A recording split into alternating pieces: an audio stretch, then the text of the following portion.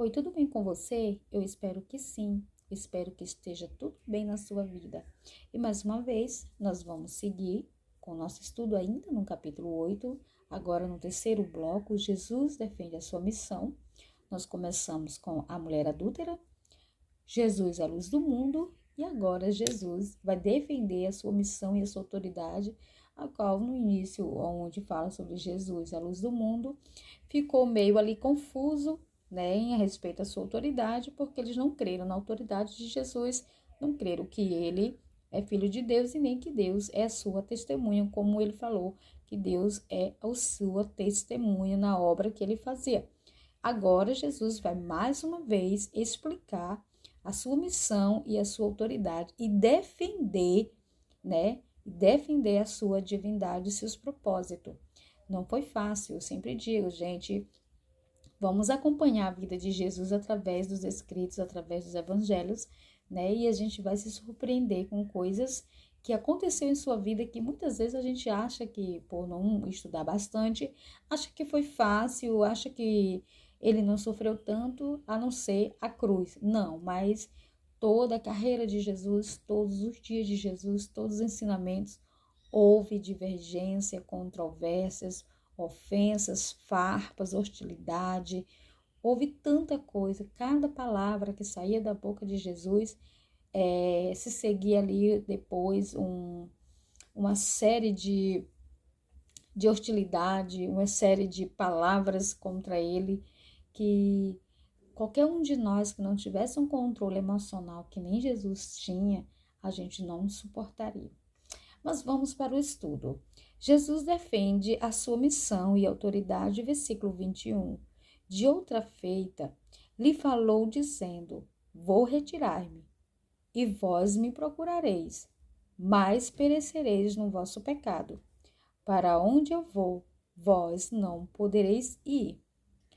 Então, Jesus estava afirmando para eles que enquanto Jesus estava ali com eles, tudo bem, mas ia chegar uma hora que Jesus ia ter que se retirar. E esse momento não havia mais chance para eles.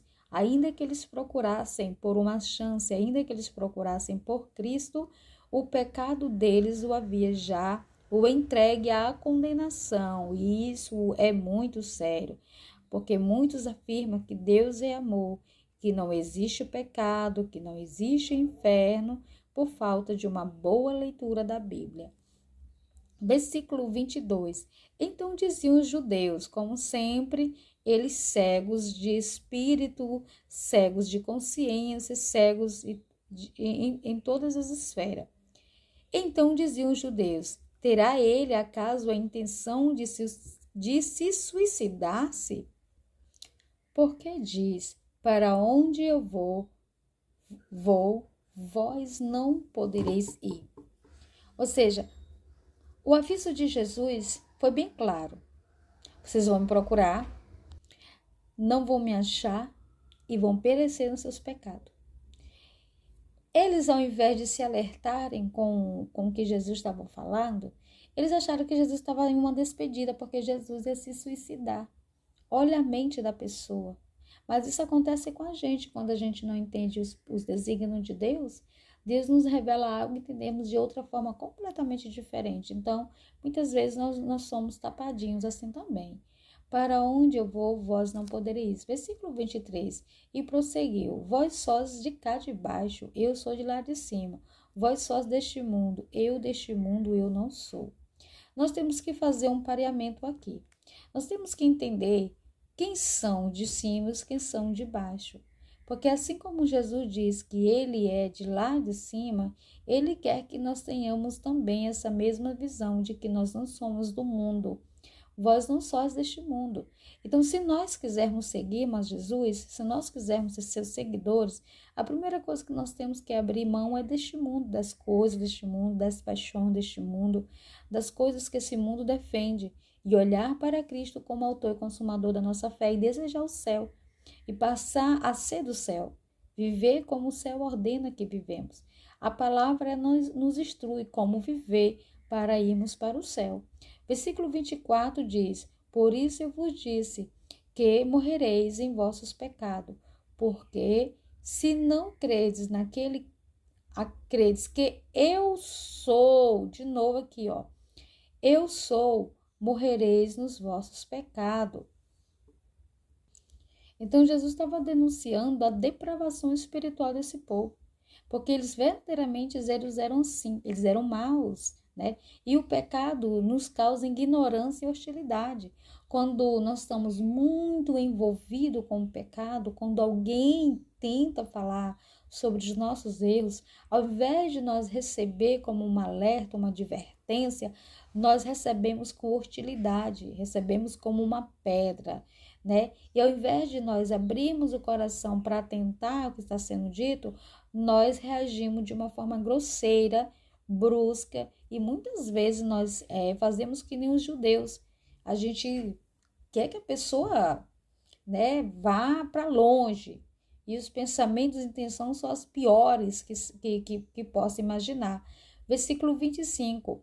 Então lhe perguntaram: quem és tu? E respondeu Jesus: quem é que desde o princípio vos tenho dito? É uma pergunta bastante irônica, né? Uma pergunta bastante cheia de sarcasmo, né? Então você observa que eles fizeram uma pergunta, não porque eles queriam a resposta, eles fizeram uma pergunta brusca, né? Como eu havia falado. E Jesus respondeu: quem é que desde o princípio eu vos tenho dito? Jesus, desde o princípio, desde o começo do ministério, vem falando quem ele é, que ele é o Filho de Deus, que ele foi enviado, que ele está aqui por um propósito, por uma obra, e que ele não era o rei dos judeus humano, mas era uma forma espiritual, e ele veio sim para salvar as pessoas, não do governo romano, mas dos seus próprios pecados. Versículo 26 vai dizer: muitas coisas tenho para dizer a vosso respeito, e vos julgar. Porém, aquele que me enviou é verdadeiro, de modo que as coisas que dele tenho ouvido, essa digo ao mundo. Vamos por parte nesse versículo. Muitas coisas tenho para dizer ao vosso respeito e vos julgar. O que Jesus tem para falar sobre a respeito dele? É exatamente tudo aquilo que Jesus tem visto desde quando ele começou o ministério, que eles não faziam parte do que ele realmente diziam fazer. E vos julgar. Que Jesus fosse julgar verdadeiramente aquele povo, eles estariam condenados na partir daquele momento, como Jesus mesmo falou. Vocês estão se condenando, porque o pecado nos condena. Então, se Jesus fosse falar deles a respeito do que eles verdadeiramente eram, ali já estava sendo julgado todos eles e condenado. Aí, mas ele diz: porém, aquele que me enviou é verdadeiro, de modo que as coisas que dele tenho ouvido, essas digo ao mundo. Então, a preocupação de Jesus não era só com os judeus, mas como você vê aqui também com todos aqueles. Essas pessoas eram uma pedra de tropeço, eram um impedimento, eles eram instrumentos do inimigo para tentar invalidar ou atrapalhar aquilo que Jesus tinha para fazer para o mundo inteiro. Eles estavam perdidos nas suas loucuras e nos seus pecados. E tudo que Jesus fazia, ou tudo que Jesus dizia, até mesmo na tentativa de salvar eles próprios, eles não aceitavam, eles recusavam qualquer oferta de misericórdia e graça que Jesus desse a eles. Por isso que Jesus começou esse bloco, eu comecei esse bloco lendo o que Jesus disse, que eles iriam procurar Jesus, porém não iam encontrar, e que por causa do pecado eles iam perecer. E no pecado deles, nas práticas deles, achando que eles estavam certos. Versículo 27. Eles, porém, não atinararam que eles falavam do Pai, ou seja, eles não percebiam nada, porque eles não conheciam, né, o Pai e nem reconheciam Jesus como filho. Versículo 28. E disse-lhe Jesus, pois Jesus, quando levantardes o Filho do Homem, então vereis que eu sou, então sabereis que eu sou e que nada faço por mim mesmo, mas falo como o Pai me ensinou. Como é incrível a gente ouvir esse discurso, Jesus dizendo como o Pai me ensinou, né? Aí a gente tem aquele pensamento, mas Jesus não sabe de tudo, Jesus não é onisciente, onipresente, onipotente. Nós estamos vendo aqui um Jesus em forma humana. E como humano, nós sabemos que o corpo humano é frágil, dependente e limitado. Então, ele precisou ser ensinado pelo Pai, através de quem? Do Espírito Santo. Lembramos que Jesus sempre foi cheio do Espírito Santo desde a sua concepção. Jesus sempre foi guiado, sempre o Espírito Santo esteve com o Senhor até o último momento, até a sua ascensão. Então, tudo que Jesus fez foi designado pelo Espírito Santo.